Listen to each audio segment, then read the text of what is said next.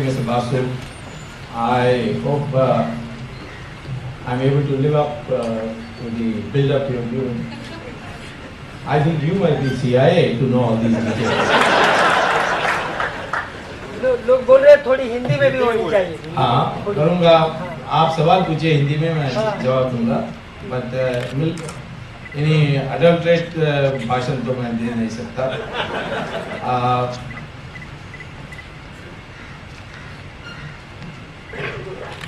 First of all, I'd like to congratulate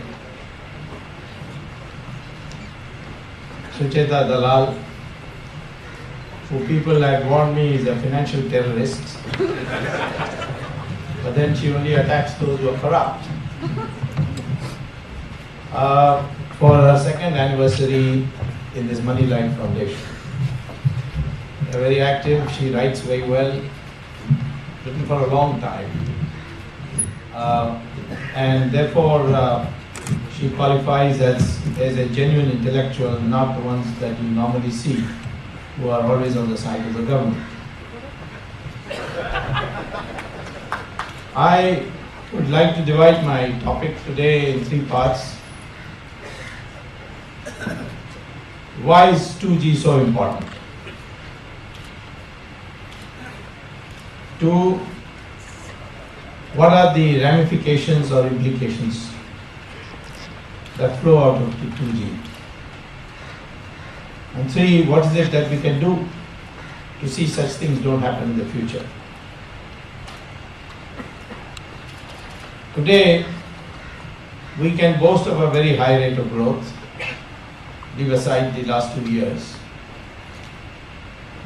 But we can also recognize the fact that our rank in the Transparency Index on corrupt nations has been falling steadily.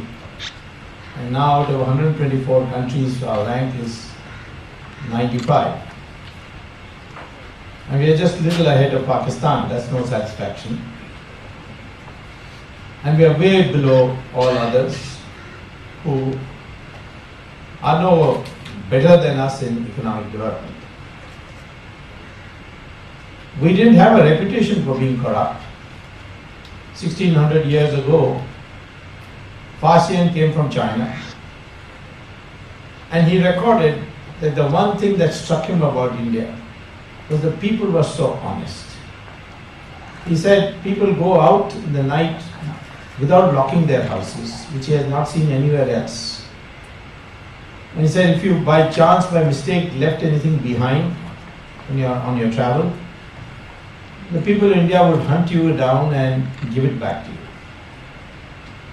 And this is reaffirmed again by Yuan Chong, who came in 1100 AD. And then Vasco da Gama, Mark Twain, till about 300, 400 years ago. This was the general report of whoever visited India.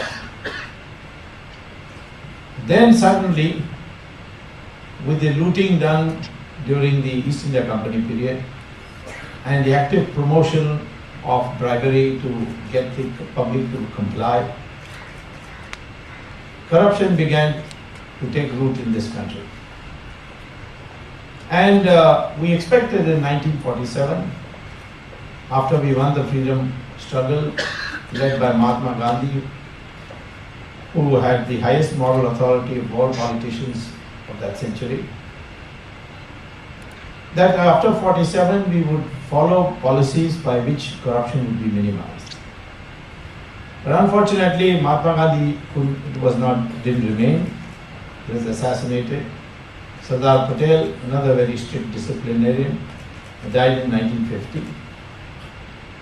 And Jawaharlal Nehru, while personally perhaps honest, had a tolerant view to colleagues who supported him but were corrupt. Krishna Menon, K.D. Malaviya, Ravi Ahmed Kidwai, a number of them were known to be corrupt, but Nehru, because they supported him, defended them. And Krishna Menon was the most outrageous example of that. But more than that, one of the worst things that happened to us after 47 was the adoption of the Soviet economic model. This economic model brought into existence what is called as the quota license Raj, where licenses were at high premium and a new group of people came, they were the touts, who could get you licenses. And sometimes if you get the license, you could sell it in the black market and make more profit than if you were actually use that license. And the license quota Raj laid the foundation for our corruption. And this went on and on, increasing as time went by. And after economic reform, I would have assumed that this corruption would go down. But a cultural change has taken place with globalization, which has now planted the seed of greed in all of us. And much of our problems today in corruption arises out of greed, that money can buy everything. This is not our tradition, because our tradition in fact symbolized by Mahatma Gandhi and was brought home to me when I first went as a student to get my PhD at Harvard. And my American colleagues said to me, how is it that you people of India followed Mahatma Gandhi? So I said, why, what's wrong with that? So one of the American students told me, because he's not even properly dressed. How can you follow a leader who's not properly dressed? I said, what about your country? So he said, in our country, if a leader is not properly dressed, with a tie and coat and shining shoes, then we will not follow him. If Mahatma Gandhi came to America and tried to lead us, we probably put him in jail for indecent exposure. That is how our cultural habits are. And that made me think, how is it that we all followed a person who was as simply dressed, as minimally dressed as Mahatma Gandhi? You look at our spiritual leaders also, they are very simply dressed. Look at the spiritual leaders of other religions in, say, Italy or Vatican. You'll see what pomp and glory they are dressed in. So therefore, somewhere our society was structured on the concept of sacrifice. And therefore, this sacrifice meant giving up, and that was extolled. I don't find any other society which has that. And in fact, today, increasingly you find a large number of adherents to sadhus and Swamijis. You take Sri Sri Ravi Shankar's ashram, how many foreigners flocked there? Or Sai Baba's, when he was there. Or any of the other sadhus. In America, you find whichever sadhu has gone from here is able to establish a huge following. Baba Ramdev, for instance, has got a huge following abroad. Even I, whose name is Swami, I am a bogus Swami, not a real one. When people don't know my background, they think that I am a Swamiji, so they phone me up while I am in America to ask me whether I can teach them how to get mental peace. Recently, there was a very famous actress in Hollywood called Julia Roberts. And she came to Haryana to do some shooting. And then some of our people in the company took her to meet a sannyasi in an ashram. And then the sannyasi asked her, what is wrong with you? So she said, I have made billions of dollars, but I am not happy and I am not able to understand why. And that led to 2 weeks in that ashram where she learned so many things, including pranayam and yoga, and how to be non-attached, how money was not everything, and how our society was structured on the principle that money was not the decider of social status. For example, the old Hindu society was built on this Varna system, which is now degenerated because it's got linked with birth. But originally you found that those who were most venerated were the scholars, and they didn't have any weapons or wealth or land. And the people who had weapons had to take advice from them and act according to their advice, which was not the same thing in Europe, where weapons became kings and they would decide everything. So this society was structured on the basis that money will not decide your social status. Unfortunately, that's what we have lost or losing. And consequently, we have not lost it because there's no other explanation for Anna Hazare's popularity in our country except that old value, that person of sacrifice should be venerated. Otherwise, today Anna Hazare does not have any. So, if somebody says, why is it that after economic reform we are still increasing corruption? It is because of this factor, that it is now becoming more and more materialistic society. Our ancient values were that there should be a balance between spiritual values and material progress. And that is now becoming instead of a two-dimensional approach or a blend of two values, now we are becoming more and more materialistic. And I find this amongst all.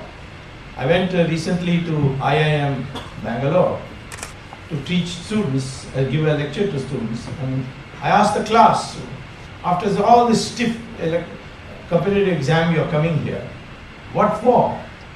What is it that attracts you to this MBA course?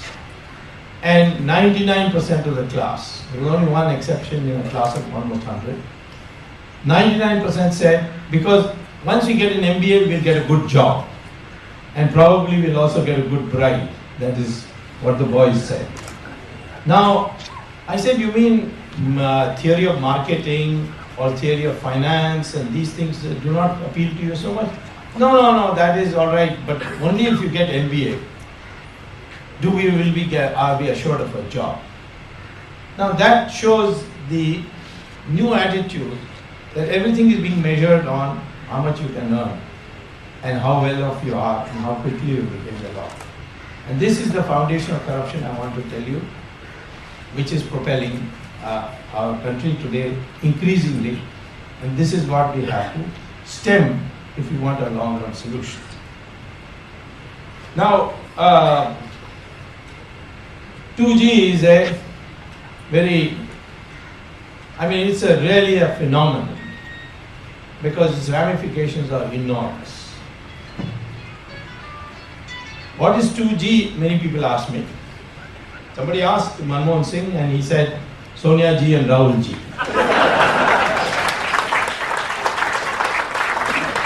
That's all he needs to know, he doesn't need to know anything else. But basically 2G means it's G stands for generation. So it's a second generation of what? The first generation was when the cordless phone came. You could make a call and without a wire, the person you called would pick up the phone, you'll hear the ring and you pick up the phone, you could have a telephone conversation. Then came 2G with mobile phones, where you would be able not only to make a telephone call, but send SMS, email, even pictures. Now, what is the difference between these two?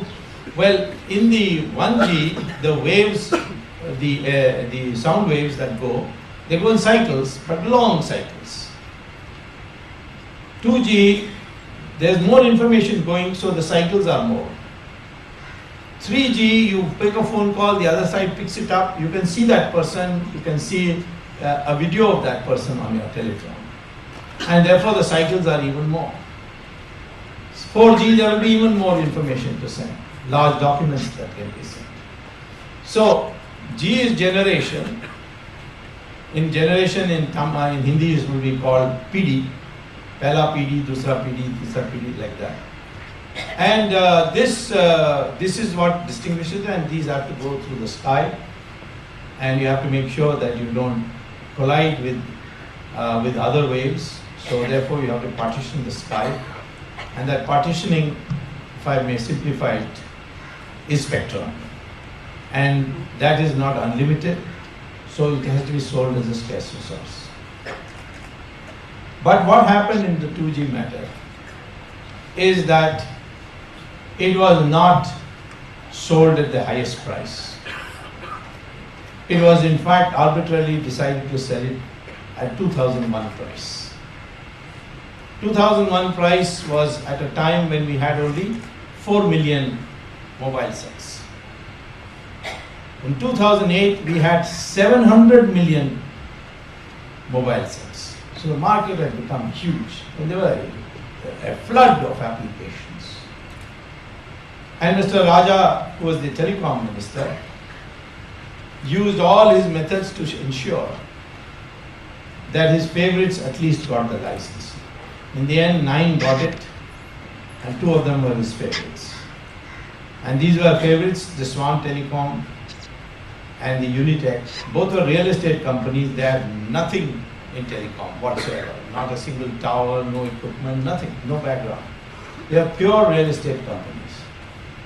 And by all his fiddling around with this so-called first come first served policy, he ensured that they were able to get the 2 licenses. And 7 others got it. Tata got it, Vodafone got it, so many others got it. But of all these got 9 at 2001 price. Had we auctioned in 2008, we would have probably got 10 times the price. Now there is a lot of controversy on that, because the CAG says had we auctioned it, we would have got 1,76,000 crores more. Now this has been rubbished by a lot of Congress politicians. Kapil Sibal said that no, the loss is 0. And people criticize him. So why blame him? He can't count beyond 0. So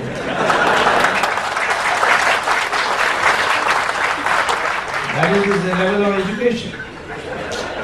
And you see now, he may have been a lawyer, but he has forgotten everything in this fit of sycophancy. He has forgotten everything.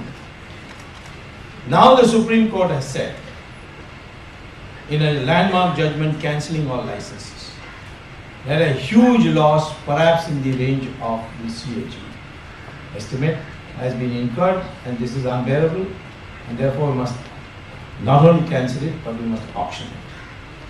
And if you auctioned it and you got anywhere near 1,76,000 crores, actually what we got was only 14,000 crores as revenue, because 1650 crores we multiply by 9 companies, you get about 15,000 crores. And this 15,000 crores is clearly an underestimate, because at least the Swan and Unitech sold it afterwards. Sold the company, the controlling interest of the company, to 2 foreign companies, Etisalat and Telenor, at 8 times the price. So therefore, if you just take that particular part, the 8 times if they could sell, then India, the government of India could have also sold it at 8 times. 8 into 15 will automatically give you 140 crores, right? No, 120 crores. And then you add the CDA, MA and all that, you come very close to 1,76,000. And if you put it at 10 times, you'll get even more. Because Tata sold to Docomo at 13 times the price. And Estel sold to a Russian company at 20 times the price. So, because these companies had already telecom equipment and so on, whereas Swan and Unitech had nothing with them. So therefore 8 times is about the maximum that could be given. And so government definitely lost revenue. And this was because of the price fixed at that low level. And subsequently, Raja also changed the rules of the telecom by saying that even before rolling out your services, you can sell the controlling interest by share dilution to foreign companies in the name of FDI. Now, for a long time, people thought this is all Raja's work alone. And I, one day, was listening to television, and I found that the Prime Minister was speaking in Rajya Sabha on 24th to 2011, excuse me. And he was saying that somebody was attacking him for fixing such a low price. He said, what could I do? Under a NDA government cabinet resolution, 2 ministers were authorized to decide on behalf of the cabinet One is the finance minister and the other is the telecom minister. And these two were completely empowered to decide the price and only report to me. And therefore, Mr. Chidambaram and Mr. Raja together decided the price and came and informed me on 4th July 2008. That is the first time I realized there was another player in that. And that was Mr. Chidambaram. But he being a lawyer, and crooked lawyers are the most dangerous people in this world, who know how to get around and create alibis for themselves. His name had not figured anywhere.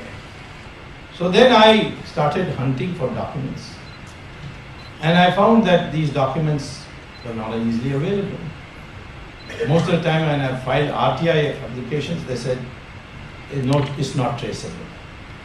Fortunately, I found out that at least some of the documents were in the CBI file, which the CBI had confiscated. But the CBI wouldn't give it to me, so I went to court and got an order and got the CBI file. Today, you will read in the newspapers that Mr. Chidambaram, the court has freed him from being made a co-accused. This is a wrong judgment. And when I read the judgment, I was surprised what had happened, because the first 60 paragraphs of the judgment are all in my favor, and the last 3 paragraphs are all in favor of Chidambaram. So something fishy has happened. But I found in the judgment, the judge acknowledges, yes, Dr. Swami has proved that the price was decided, and the share dilution was also decided by Chidambaram and Mr. Raja. And while Mr. Raja has charges have been framed on him for these 2 things, the judge concludes that just because Mr. Chidambaram decided with Mr. Raja doesn't mean that he is also participated in the criminality unless proved otherwise. That means I and somebody else participate in a murder. I give the murderer a knife and say, kill him. And then later on you say, all he did was pass the knife and that's all. There is no criminal liability. I think first of all the judge got it wrong, and I'm surprised he got it wrong. He's a very good judge. It must be for God knows what reason. I'm at least not going to speculate in public on what the reason is, even if I know privately what the reason is. The issue is this, that the whole idea of summoning Mr. Chidambaram was to ask him on the witness box or as an accused or through his lawyers, why did you agree to the price of 2001? The whole establishment of a criminality will come in the trial. In the summoning stage, I have to only show that there exists a doubt. And that Supreme Court judgments have said a number of places that you don't have to prove the case that a person is guilty to have him summoned. You have to show that he could be guilty. And that is sufficient. And unfortunately, the judge has not done that, and he has acted on a wrong basis. So it's all right, it happens all the time, because when I wanted the license to be cancelled, I'd gone to the Delhi High Court, they dismissed it also. And then I went to Supreme Court and got a wonderful order. So in our judicial system, we have a 3-layered system, and it's allowed because judges are human beings, they can make mistakes. So consequently, I can tell you today that it is Mr. Chidambaram and Mr. Raja who together decided that the price of spectrum should be at 2001, and within the next 2-3 months I will prove it in the Supreme Court.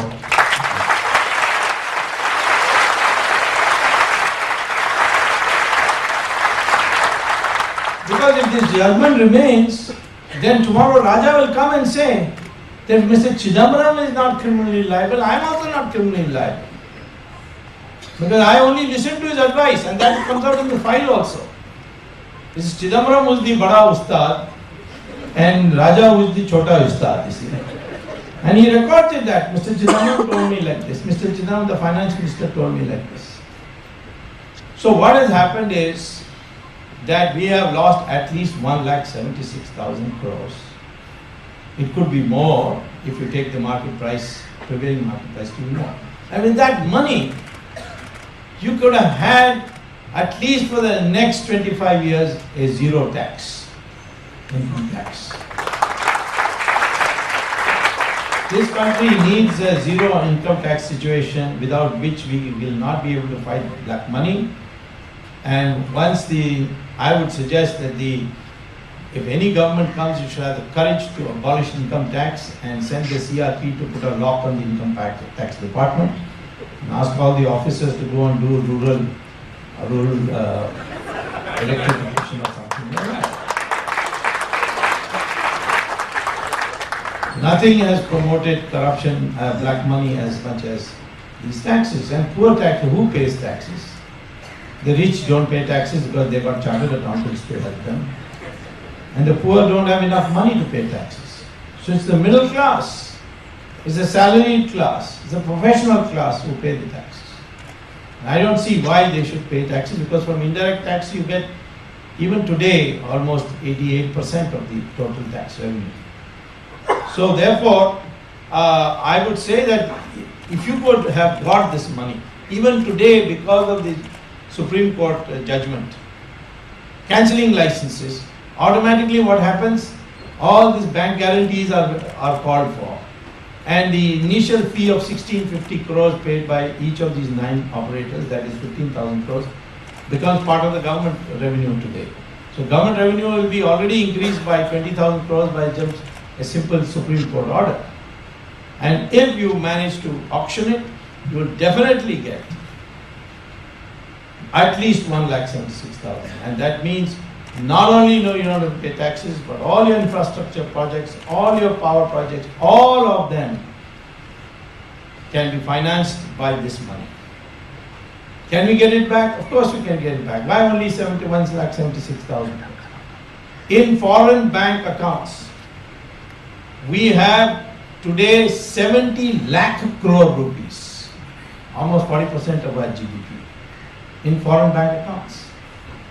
And these foreign bank accounts, you can get it back nowadays by a variety of methods. Some governments are willing to help us because of this terrorist financing. Many governments are ready to help us. Now, what is the technique? Now, for instance, the German government found that in Liechtenstein, neighboring country, they have a secret banking system there, and they found through their intelligence that their German officials are having accounts there. So what happened? The German government asked the Liechtenstein government, kindly give us the accounts of all our officials. We know they are officials, German nationals who have got accounts. So Liechtenstein said, no, nothing doing. This is our business. We'll be finished if we start violating secrecy. So the German government paid a bribe of $450 million to the most senior officer of the Liechtenstein bank and got all the accounts of every secret account on a CD given to them. They took that CD, downloaded it, and found there were 24 countries which officials had secret bank accounts. And so they wrote to all 24 that we have got this account. Do you want it? 23 countries wrote back saying, please send it immediately. One country did not write. That was India. So we had to go to the Supreme Court, get an order. And even today, although the Supreme Court has been given the order, they're saying, no, you can't release it. Will violate this and violate that. We will get it very soon. The French government got 788 Indian names in the Hong Kong Shanghai Bank by the same method. They bribed the officials. And they didn't wait for asking whether India would want it. They just sent the list to India. Now, what names they are, that also the government says, no, we can't release it. But I am very suspicious that maybe there are some important names there, because Unexpectedly, the French have been able to sell their Rafale plane to India for 50,000 crores. Because it was not on the list. It was not top of the list, and suddenly it emerged on top of the list. So there is no shortage of wealth of our country which is abroad. So I come back to this question, what is the implication of this 1,76,000 crores being pumped into our economic system? This was of course shared by many people. All of them have not yet come in the public eye, but they will. I'm not going to let go. And I would say what we have to understand is, why is this so important to fight corruption? What happens when you engage in a corrupt act? And I'm now talking about a public official who engages in a public act of corruption. I mean, misuses a public position to commit corruption. Supposing there's a minister and he issues a tender, he rigs the tender so that a particular person gets the tender or qualifies for the tender, and then for a building of a road, say. And that person who gets the tender awarded, he gives a bribe to the minister. And after that, he then, instead of putting in the construction of the road, instead of putting stones and rocks, he puts mud. And that one monsoon comes and that road is finished. So corruption leads you to get substandard products. It is below merit. You don't get the most meritorious project, doesn't get the money. And you suffer because of that. In every field, whether it's adulteration of medicines or adulteration of foods, everywhere it is this pressure of corruption which is doing it. Second thing is that this money is often used for in places where cash is a method of transaction. For instance, today the government has permitted forward trading in food grains, in agricultural products. And what we find is that people with a lot of black money go now to the wholesale market, buy vegetables, buy rice, they buy oil seeds, all this, and then put them in a cold storage or a godown. And then when the prices shoot up, then they bring out these, and after that prices come down, but they would have earned their profit. Today the prices are down because of that reason, that the godowns have been opened, the cold storages have been opened. So inflation today in India is only because of corruption, in my opinion. I've been teaching economics for so many years, and one of the most elementary lessons is, if supply increases, prices will decline. India is growing at 8% per year, so supply is increasing very fast. Then how is inflation increasing by 16%? We'll have to write a new Indian economics that if supply increases, prices will fall everywhere except in India. So inflation today is because of that. What about these property values? Look at what's happening in Bombay. Can you afford, even get a decent flat for 25 lakh rupees today? Look at the prices of all the plots which have been shooting up. This is also because money that uses is largely cash in the construction industry. Then, with some of that money, what do? Build magnificent houses. You put air conditioner in every room, including in the bathroom. And you put yourself with all the luxury goods you can get. So what happens is that the rate of profit of luxury goods starts going up. And so investor says, why should I produce cloth and other common man's goods when I'll only get 5-7% on the rate of return? Let me invest it in luxury goods, and I'll get 25%. So your investment priorities are completely lopsided today in India. 70% of our investment today, directly or indirectly, is going to support luxury goods industry. And the common man is suffering. You're supposed to have a large number of poor people, and they're not able to get it. And where the money should go, it doesn't go. For example, today we are the cheapest agricultural country in the world, cheapest cost, lowest cost agricultural producers in the world. we produce per acre much less than Japan and South Africa.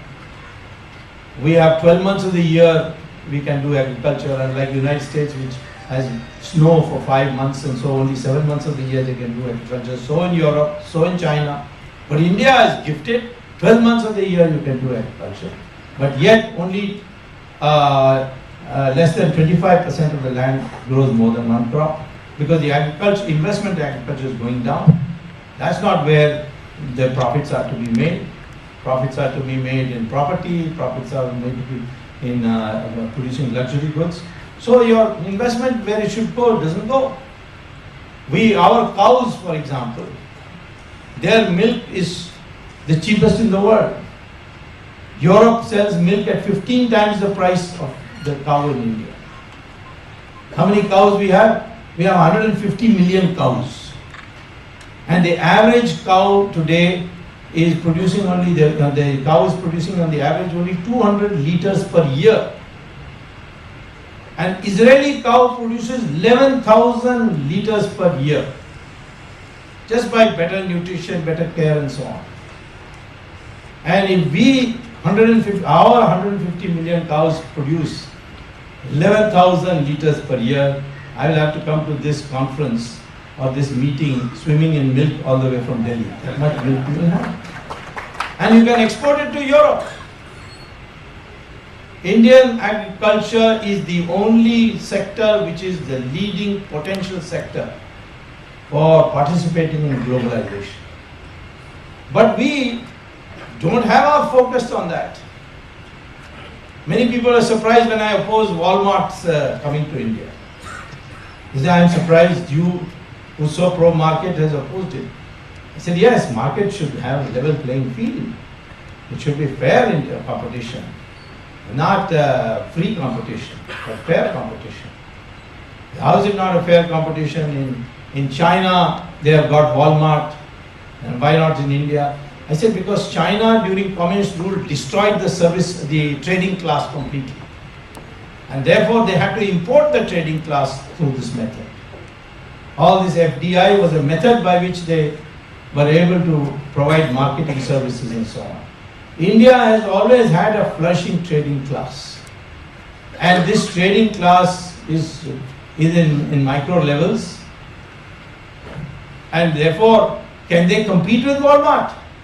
How can they compete with Walmart? Walmart will bring capital at 2%, 3% interest rate. Our people will not get capital at less than 12%. But Walmart will participate in our labor force, which is cheapest in the world. I am ready to allow Walmart to come to India, provided the United States allows our labor to be taken on a contract basis for construction projects in the United States. Will they allow you? They say, no, it's an immigration problem, we cannot allow. Even on outsourcing, they are getting so agitated. So it's an unequal thing that people coming from abroad, they say that that they want free flow of capital. What about free flow of labor? That is not acceptable. That's an immigration problem. So we have to have our eyes open. Somebody told me the other day, oh, this license cancelling will have a bad effect on foreign investment. I said, do you know that why foreign investors come to India? They come to India because they can make a profit. And in China, they kick them every day, but still they go because they can make a profit there. Here, no matter how much namaste you do to them, they will not come unless they can make a profit. How much though you can do Shastangam Dandavat, even then they will not come. It's only for profit they are coming, and they have to come to our country on our terms. We cannot have them come on any other terms. And that's the practice in the United States also. Well, do you think our companies like Infosys and all have an easy time in those countries? So let us be on this very clear. This money is weakening our resolve in that field to protect our national interests. This money is now going abroad and deposited in foreign bank accounts. How? Through the Hawala route. Hawala route is via Dubai. And I can tell you from personal knowledge that every Hawala transaction is documented and put on the files, in the computer files of ISI. ISI knows exactly which minister has how much account in which bank in a foreign country of Europe. And that's a dangerous thing, because everybody wants to appear to be honest. So if tomorrow Pakistan tells the minister, you are making hard anti-Pakistan statements, we'll bring out with your bank account, I think they will maybe get frightened. I sometimes wonder, why are we so hesitating on hanging Afzal Guru? The Supreme Court said hang him. Kasab, they say, the court has said hang him. But we going on thinking whether we should do it. It's not only because, the demand is not only because these are Muslim terrorists. What about LTT? They killed Rajiv Gandhi, but they have still not been hanged.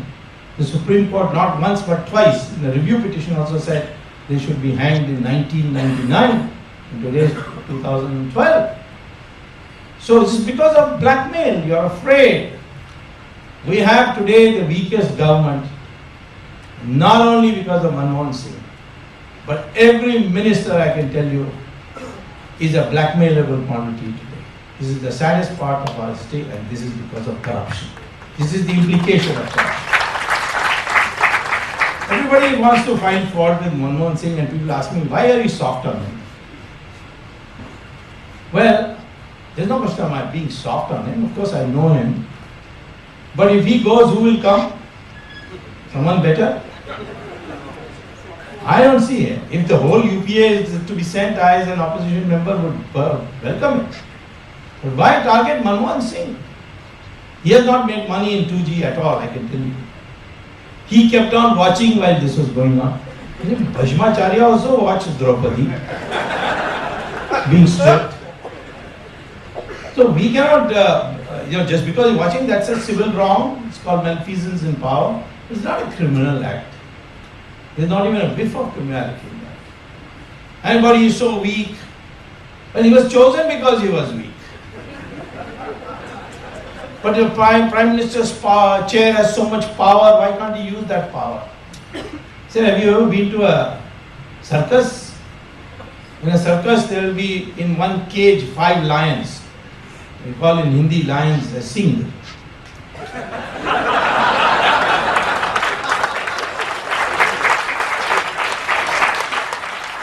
5 lions like Manmohan Singh, see. And the ringmaster will come and close the gate of that cage, and then he'll crack a whip and say, get up on that bench. And these lions will climb up. Each lion is strong enough that if it uses his paw on that ringmaster, he will be dead. But they obey him because the mind is being prepared that way. Let me tell you, strength is not important. What is important is your mindset.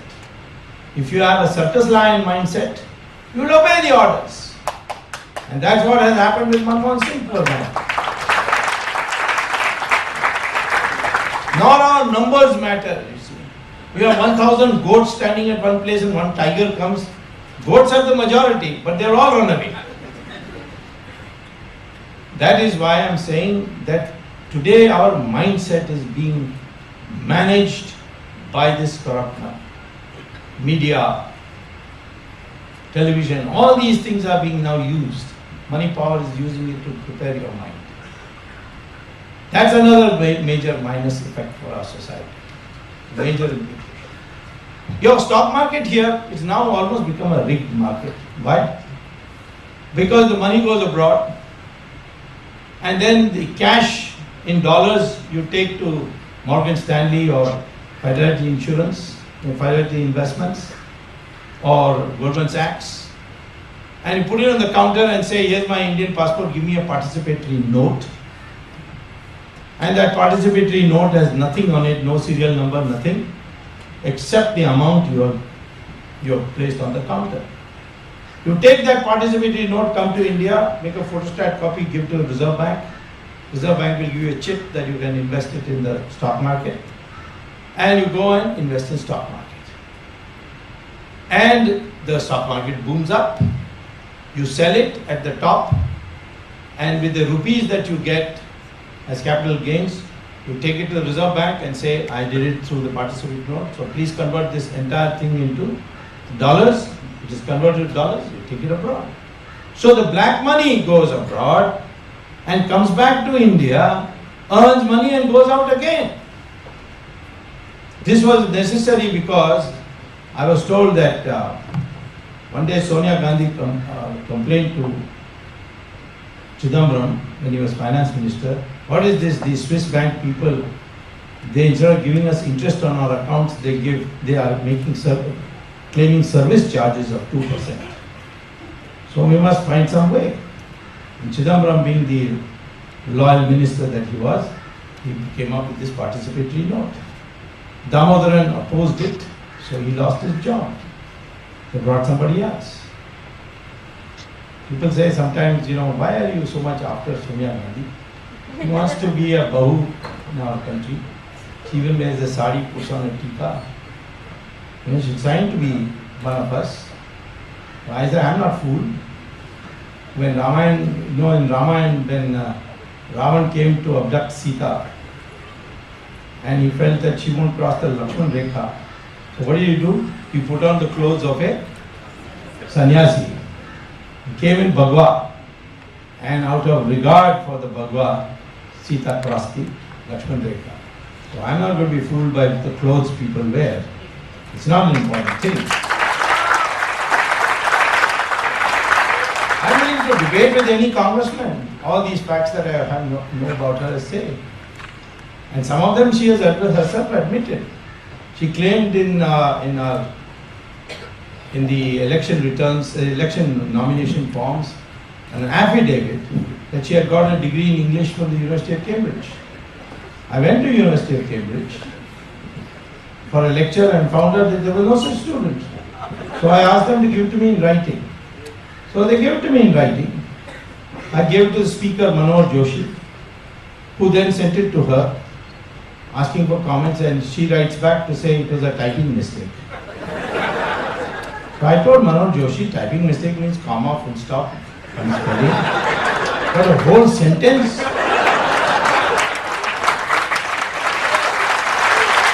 He said, what shall we do? I said, send it to the Guinness Book of World Records for the amount of time.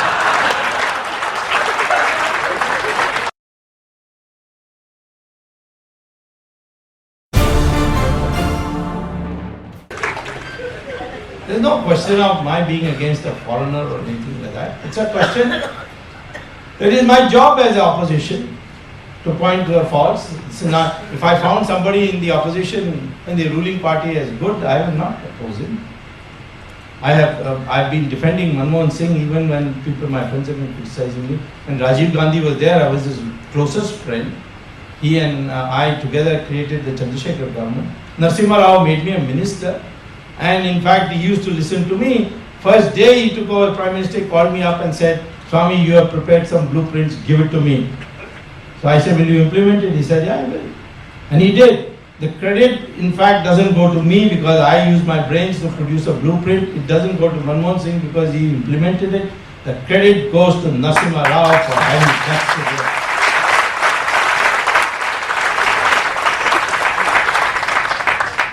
And we produce such a high rate of growth. Where are the communists today? They kept telling me, I remember Namboodiripad used to say, that in the Soviet Union there is no inflation, there is no unemployment, there is no poverty. In August 1991, I told Namboodiripad, now there is no Soviet Union also. We had only 3%, 3.5% rate of growth at that time, which Devashish just now said is the Hindu rate of growth. How is it a Hindu rate of growth? It's a Soviet rate of growth.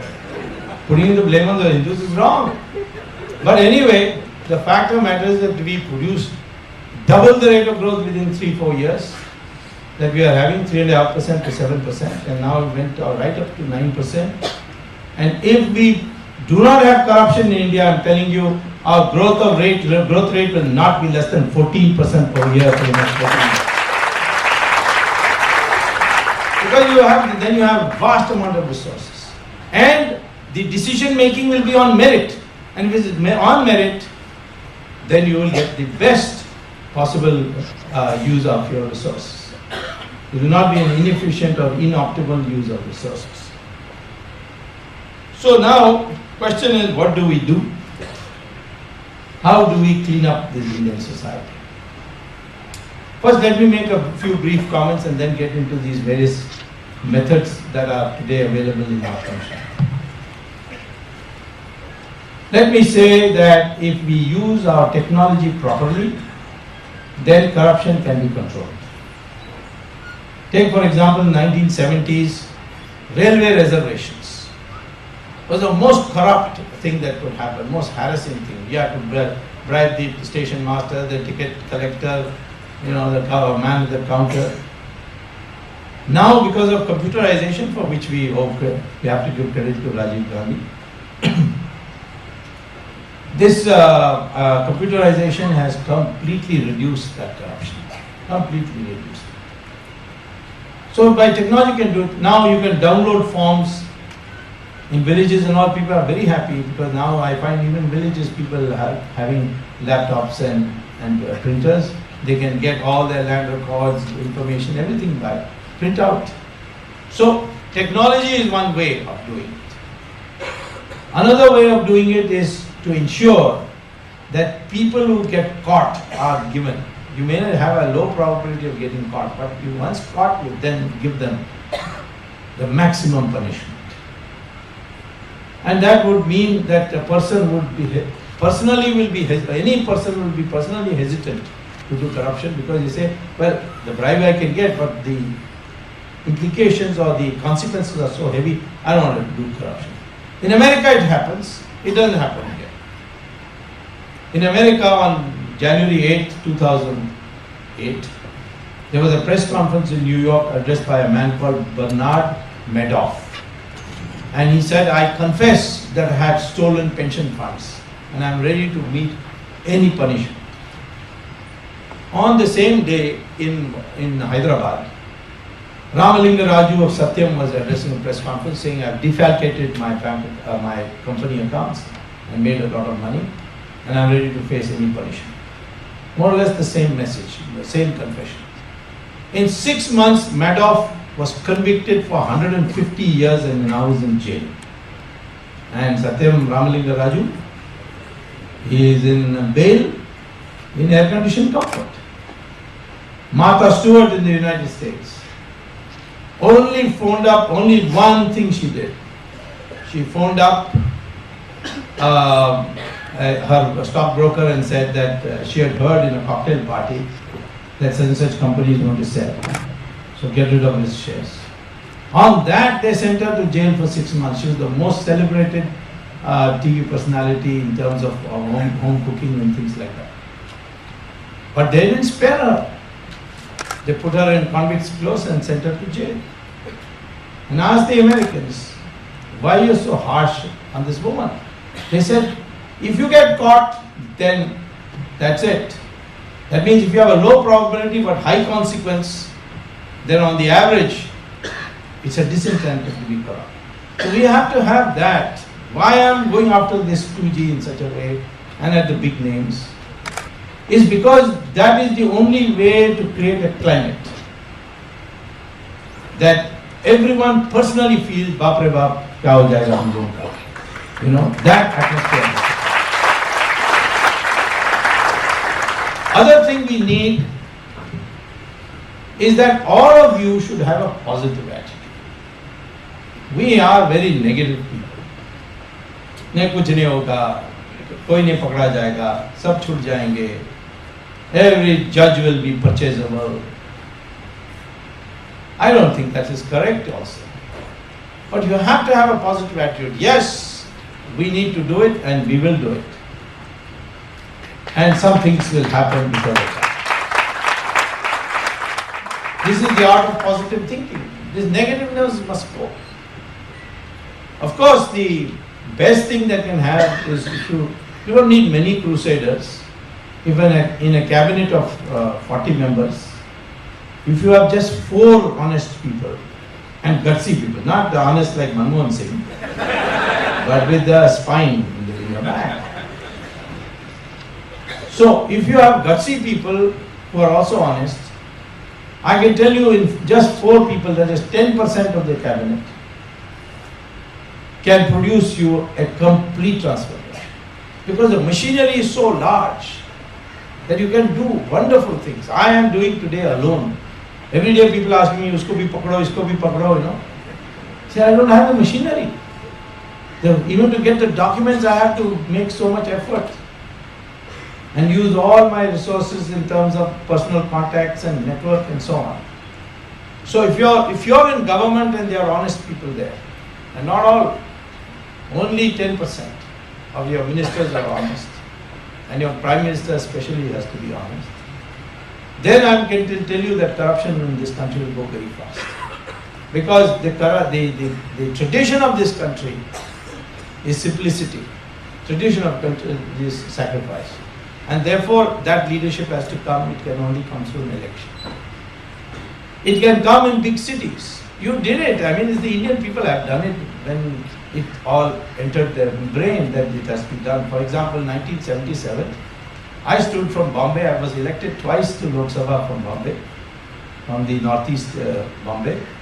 I didn't have a penny in my pocket when I protested this 77 election. People gave me the money, people gave me the votes.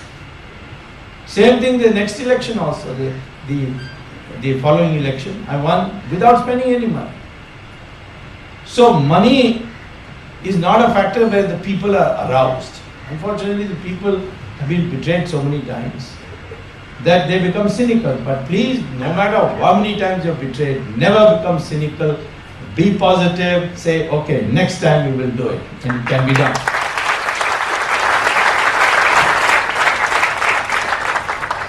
In fact, when I started this 2G prosecution, people said, kuch nahi hone wala, this is too big an amount. Nothing will happen. No minister will ever go to jail. Minister started going to jail. First went Raja, then Kanimuri.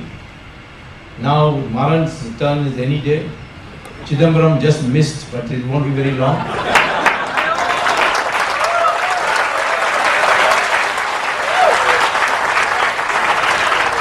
But the superintendent of Tihar jail sent me, told my friend, please tell Swami, bada dikkat paida kar raha hai. So I said, why? He says, you're only sending Madrasis to jail.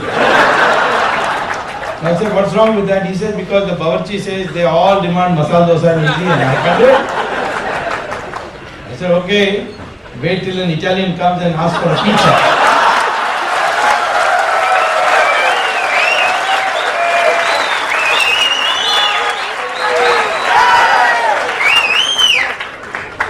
Today there are 3 major movements for fighting corruption. One is led by Anna Hazare.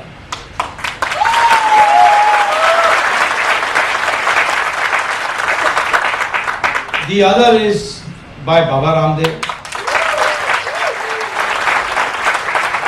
And the third, some of us, about 15 of us, people who have held high positions, people who have been members of the directors in the United Nations, people who have been director of the IB, people who have been great chartered accountants, that kind of thing. 15 people were assembled, and they said, we said that Anna is working for a new law.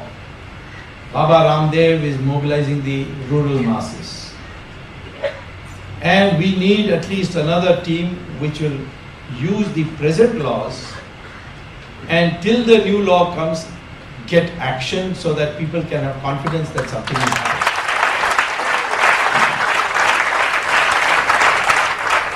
And that committee is called Action Committee Against Corruption in India. And yesterday, in the evening, all 3 forces, in my opinion, should work together, but we haven't yet been able to persuade Anna Hazare's people that is necessary. But Ramdev and myself yesterday addressed a joint meeting in the evening, one of the largest meetings ever. So the movements are there and will take place. We know how to get how to get action. For instance, this judgment the Singhvi and Ganguly have given to me on the sanction for prosecution. Originally, I had asked for sanction to prosecute Raja. I sent a letter to the PM, and the PM didn't reply to my letter. I sent 5 letters, he didn't reply to any one of them. That was a bit surprised because I know him so well. He replies to every other letter of mine. So why didn't he reply?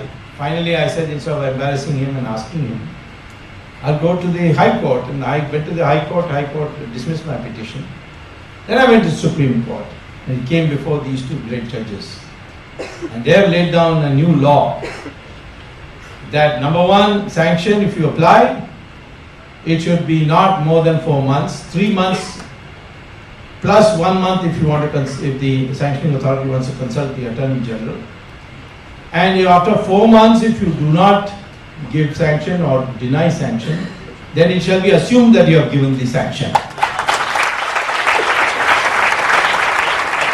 They have said that this requires a parliamentary amendment, but this is a Supreme Court observation, so it's already in a sense de facto law.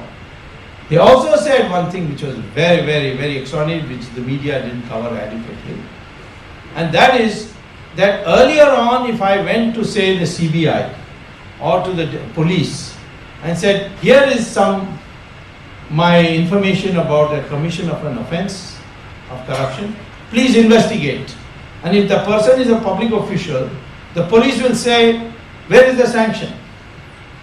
And you will not get will be able to pursue.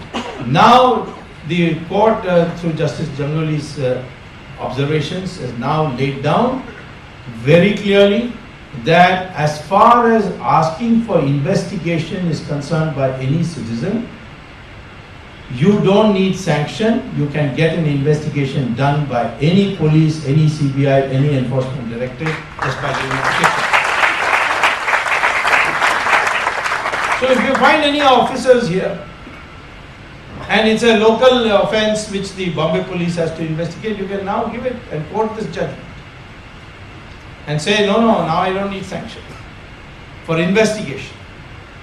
So this is another major development that has taken place with the pursuing of existing, under the existing laws, the laws getting confirmed, amended by the Supreme Court. So here is another example of what an average citizen can do. He documents it, goes to the agency and gives it. If they don't give it, then you can always go to the High Court and say, they are not doing duty. Like I went to the Supreme Court and said, the Prime Minister is not replying to my letters. And for the first time in the history of, in my opinion, the history of the world, perhaps Pakistan is number 2, but we are number 1, where the Supreme Court has issued notice to the Prime Minister of India to explain why he didn't reply to a letter. Kapil Sibal was saying, who is Swami? He is just an ordinary citizen. How can he write to the Prime Minister? Now after this order of the Supreme Court, he is keeping quiet on that. He is talking about other things now. He is talking more about BJP. He doesn't talk about me. Because if he talks about me, I'll give it back to him. So I think, these are all developing things. These movements need to be supported. Anna Hazare has got a long tradition. After all, I represented Bombay for 2 parliament terms. I know how on local issues he fought, laid down his life. I mean, at the risk of his life, he has done it. Baba Ramdev is got a tremendous following, particularly in the poorer and backward classes. And if all of us combine, it will be a major thing. And for that,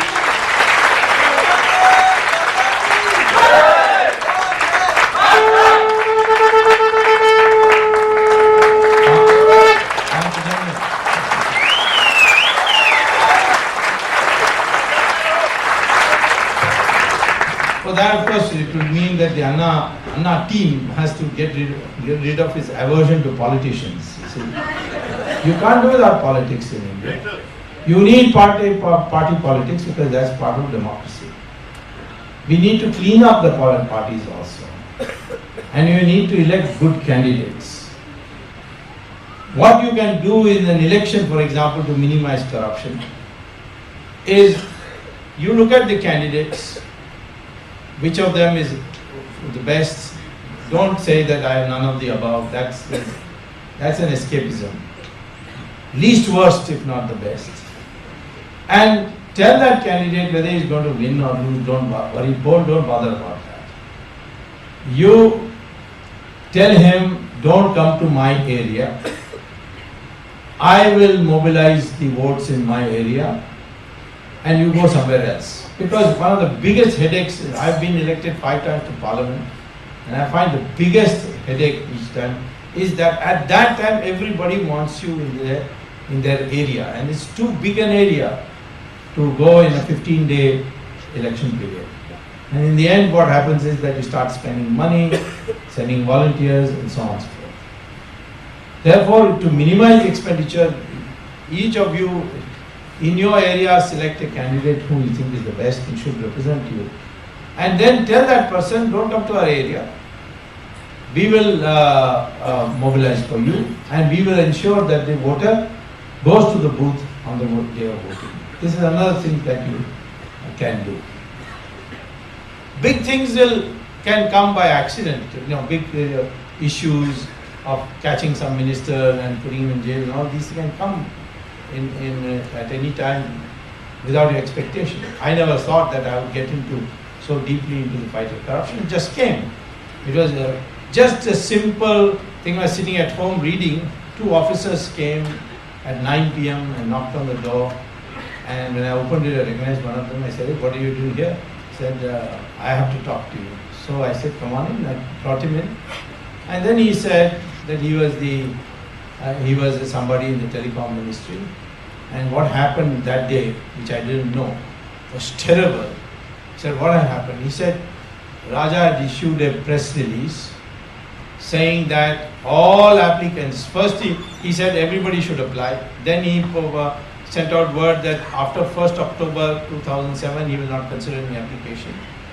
And then after that was over, on the 10th of January, he issues a notice saying that, even up to October 1, 2007, too many applications come. So I'm arbitrarily putting it at the first cutoff on 25th September 2007. After everything is closed. That was totally illegal. Of course, the courts have struck it down. And then he says that of those who applied before 25th September, those who can come between 3:30 and 4:30 with the demand draft of 1650 crores, not 1650 rupees, but 1650 crore rupees, they will be given the letter of intent. Now, when does he issue that second press release? At 2:45 p.m. Says 3:30 to 4:30 you come. And he doesn't put it out in any TV or radio, he puts it out in the ministry website. And Swan Telecom and Unitech have already got 1650 crores demand draft in their pocket, and they are sitting in the minister's office. So they had no problem. Similarly, others also. So that kind of thing they had seen, and so there was a rush there, of all those 575 applications there were at that time of October 1. And all those people rushing, they brought gundas and hit them, threw them out, and all kinds of melee took place. So the officers were shaken, they came and told me that this has happened. And so there are people today in every sphere you find who are willing to stand up if they can find somebody else ready to take up their cause. So I would say, don't be pessimistic under any circumstance. This society, according to me, the great days of India are near. We will become a world power and a world economic power. But all this churning is necessary before we achieve that goal. But the most important thing that we can do is have a positive attitude. Yes, we will make India a great country which will stand on its own feet. That's the commitment. So I would urge you in the end And I found that this response against corruption is so widespread that it's shaking everybody. Everybody is now talking about fighting corruption. Even the corrupt are saying that I will fight corruption. That's the climate change. And therefore, I urge you all to take a pledge that we will resist corruption. You don't have to come and stick your neck out. I mean, tomorrow, make sure that you are doing it in such a way that somebody can't single you out. But at least in your mind, it should be there, and in your personal conversations, you should be able to infuse this spirit. Yes, fighting corruption is our number one problem. Thank you very much.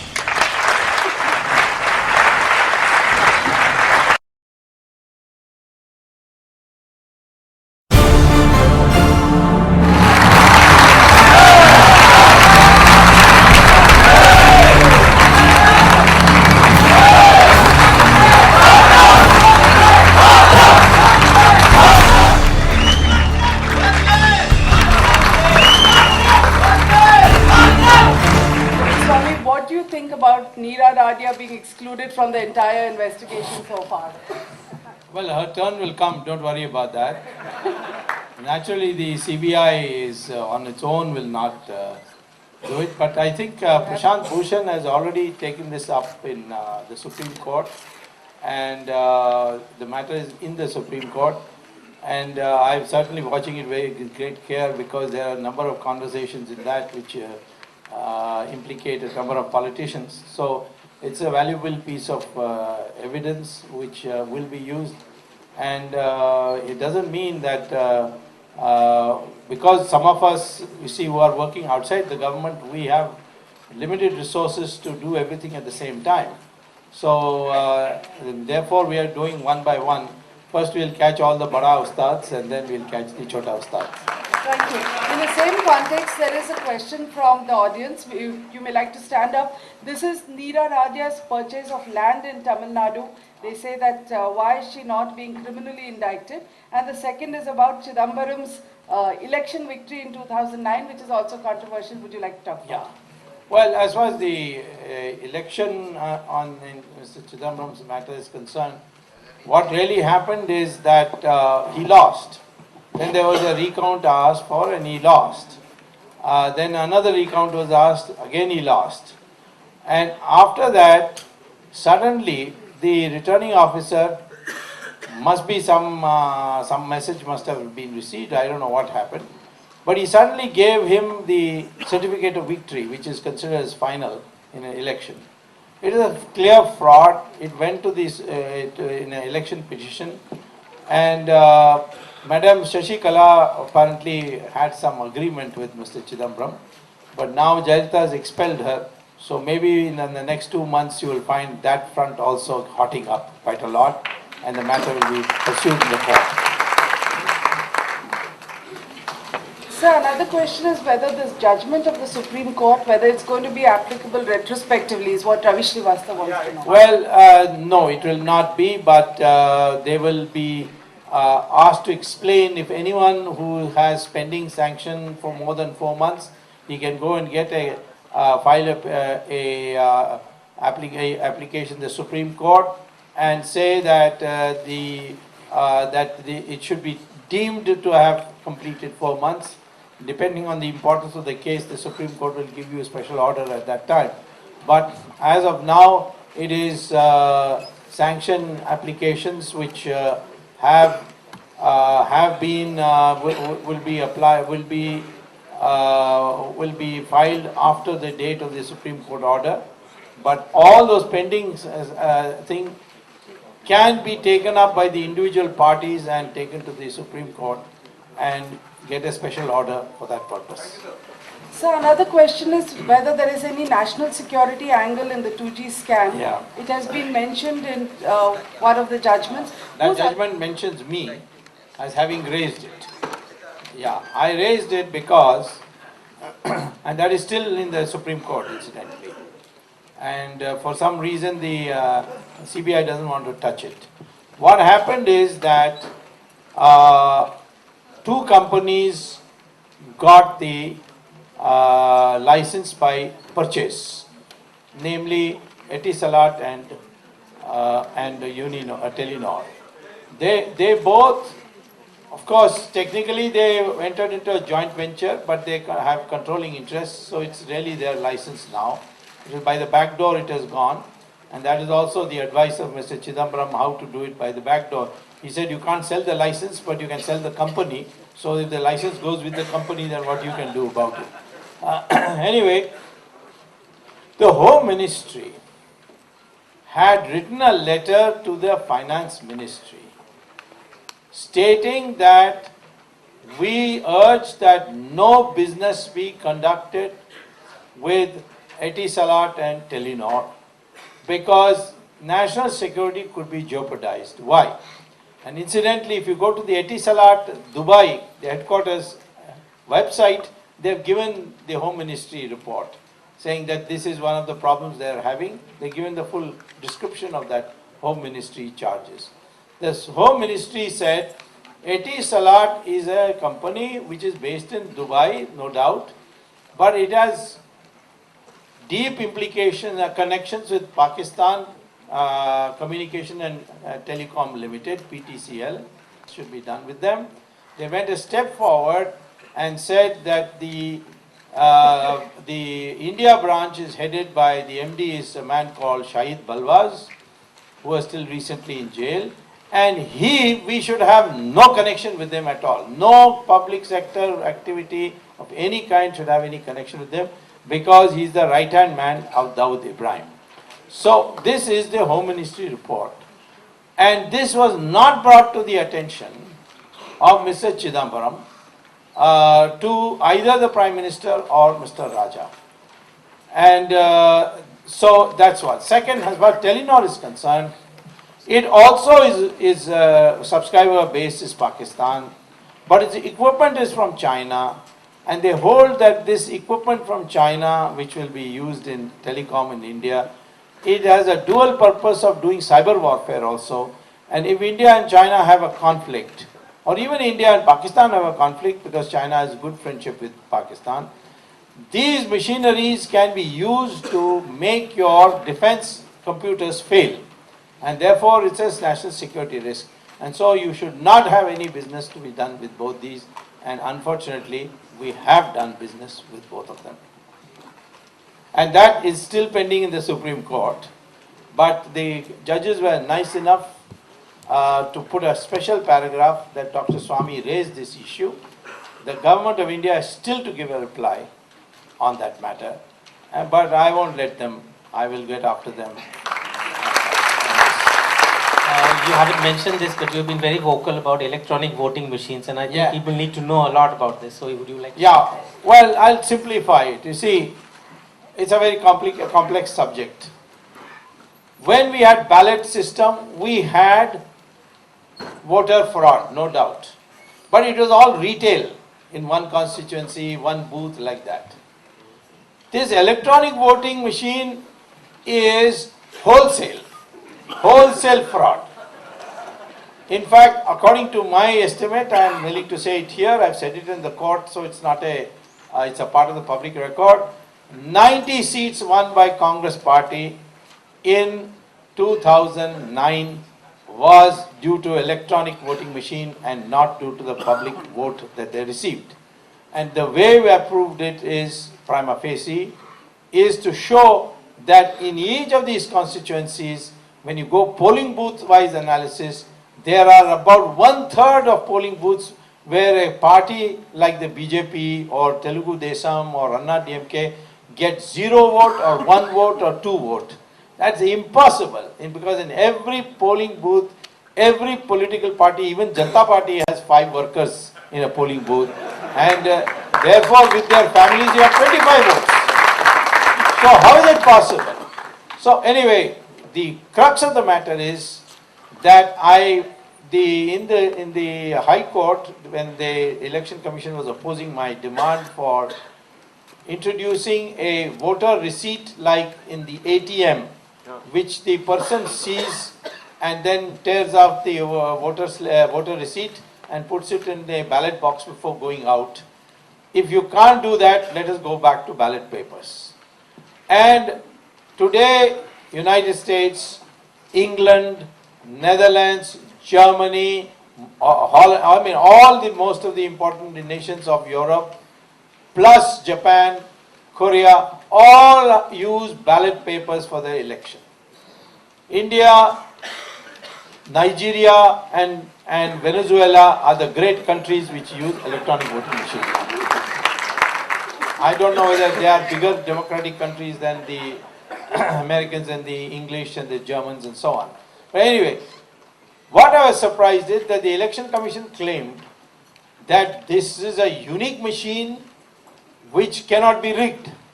So I took a couple of friends of mine from Andhra Pradesh, software engineers, and went to the Election Commission to demonstrate.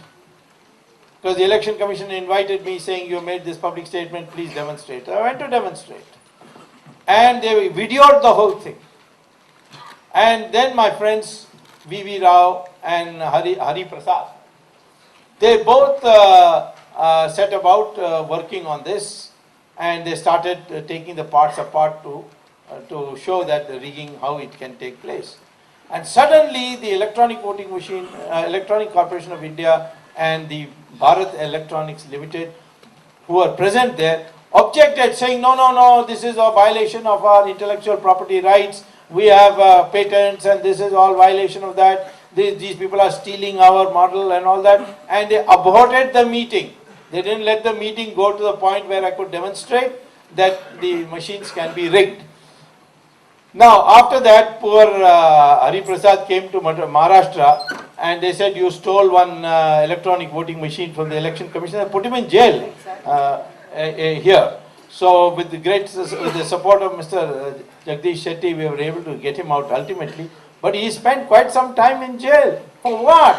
On a fraudulent charge that he had stolen an electronic voting machine and then later on television showed how it can be rigged. He should be given Bharat Ratna for demonstrating that, not putting him in jail. Now the final thing is, I wrote a letter to the WTO because I was Commerce Minister. I was the one who signed the first document on creating of the WTO. So I have lots of friends there. I wrote to them, the World Intellectual Property Organization based in Paris. Does the Election Commission have patent for this electronic voting machine? And reply came that yes, the Election Commission had applied for patent. Then we asked for some clarification. They could not give the clarification. So we wrote to them that this machine is unworthy of being patented. So please withdraw your application. And they withdrew the application. So that was lie number one. Lie number two is that this is an indigenous machine. The most important part of electronic voting machine is the microcontroller which controls the distribution of votes as you press the buttons. And that's the important thing. That is produced by a Japanese company, not by an Indian company. Not produced by ECIL or BEL. It's produced by a Japanese company. I located the Japanese company and asked them that this microcontroller you produce, do you use it in your electronic voting machine in Japan? He said, are you mad? We have ballot papers. We don't use electronic voting machine. So the Japanese company which is selling us the microcontroller is not able to use it in its own country. They use it in Venezuela, Nigeria and India. Three musketeers of Indian world democracy. Now, therefore, the High Court said, the High Court didn't want to go too far because there was an election going on. There would have been so they said, we accept Dr. Swami's view that the electronic voting machine is tamperable. And therefore, the Election Commission should now enter into a full-fledged discussion with all stakeholders and come to a conclusion what should be done. The Election Commission has given an assurance that they will introduce voter receipts. If they don't do it in the next 3-4 months, then I'll go back to the court and say, please supervise this. If tomorrow in the UP elections, if the Congress party gets more than 25 seats, then it is the microcontroller which has won. Dr. Swami, we have similar worries about the unique identification system that is being forced on us. What are your thoughts about that? Well, conceptually, I'm not against it, but I find all the contracts have been given to cronies of Petroda and Mr. Rajiv Gandhi, Rahul Gandhi. Now, that's dangerous, because if you give all these subcontracts to foreigners, then, they are, in the future, they can be also duplicated and so on. So, I would like a comprehensive review, not by the Home Ministry as Nilekani has agreed, but I want a comprehensive review of really good experts, and they should take some experts nominated by opposition also, and get a status report on this UID before proceeding further. The last question is, do you think that the Commonwealth Games scam has been overlooked in the process of looking at 2G? This is from Rudreshwar Malkani. Yeah, the government has overlooked it, because the son-in-law will go in jail once the government seriously. Whose son-in-law? Robert Vadra. Yeah, Robert Vadra. I don't know whether he'll remain son-in-law for very long, but yeah, there is a problem there. But the fact is that he has looted. He's considered today in the world as the fastest grown billionaire. And he has got 16 private planes, which all private sectors are now using. He's got hotels all over Delhi. So, I mean, he's really done very well. I mean, we are fools to get degrees and work and, try to earn a good salary. Whereas this man has no degree, nothing. In fact, no member of the Nehru family today has a degree, according to me. So, it doesn't matter if you don't have a degree. Kamaraj didn't have a degree. He was a wonderful leader. But you don't have to fib about it that I got a degree from so-and-so university at such and such time. So, I'm saying to you that Commonwealth Games is definitely... See, one good thing about our corruption law, there is no time bar. Even after 20 years, you can reopen it. And I'm going to reopen Chidambaram's cases which are 15 years old. One is that in the amnesty scheme, he brought 600 crores, which it was clearly he was not entitled to do. Then there is the fair growth thing. There are so many cases. I have got my life full. I don't think I'll ever get retirement at this age. So, corruption cases will never be forgotten, because if the people want to forget, it's a different matter. If the people don't want to forget, sometime or the other, but if you have the government in your hands, then all these things can be done very quickly. But even without government, private citizens can take it up one by one. Thank you for a wonderful morning, Dr. Swami. May I now